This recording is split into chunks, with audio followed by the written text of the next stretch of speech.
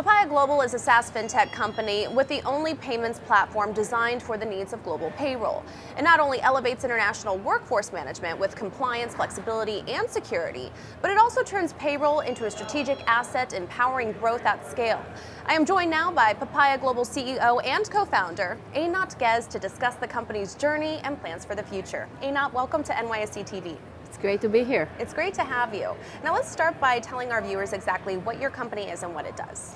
Yeah, so Papaya Global is a SaaS platform that really helps companies to manage global payroll. So when you're looking on companies today, there are no longer one entity that works in one location, but normally they are very distributed workforce, different type of employees that you need to operate, you need to pay locally differently, and you need to obviously manage local legislation and compliance differently.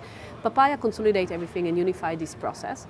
So we measure ourselves by three major KPIs.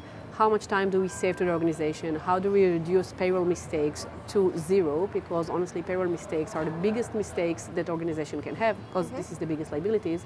And obviously, how do we assure that we increase the trust level between employees to their employers in a way that you know as an employee that you're going to get paid correctly and on time every single payroll cycle, and that's a seamless process to the organization. And what would you say is unique to Papaya Global and exactly what they're doing? So when we started Papaya, we were looking around and we saw that payroll from one hand is a very complicated process, but there are no real technology around that. So there were quite a lot of solutions that you could implement either locally or globally, but it took you about a year to 2 years of implementation and integration. None of them were focused on eventually on efficiency and accuracy.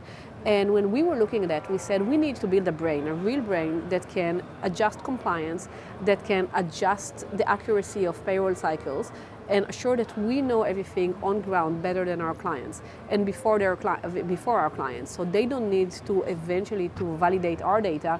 We are actually handing them over the data that already has been validated. So even if you're looking on the AI currently trends and so on, when we were looking on payroll, this is exactly the mindset that we had.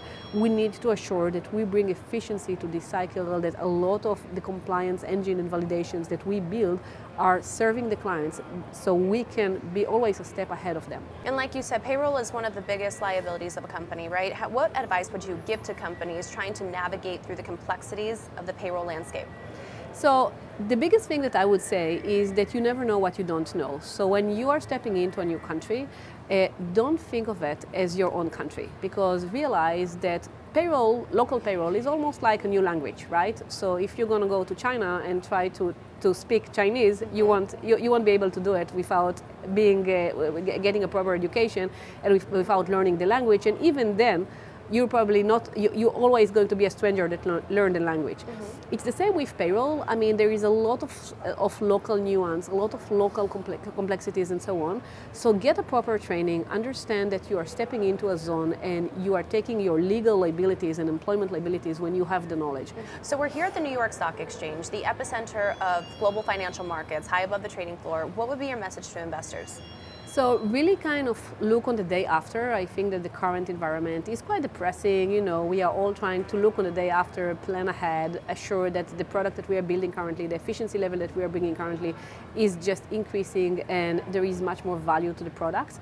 And I think that this is the relationship that currently investors and founders needs to build together.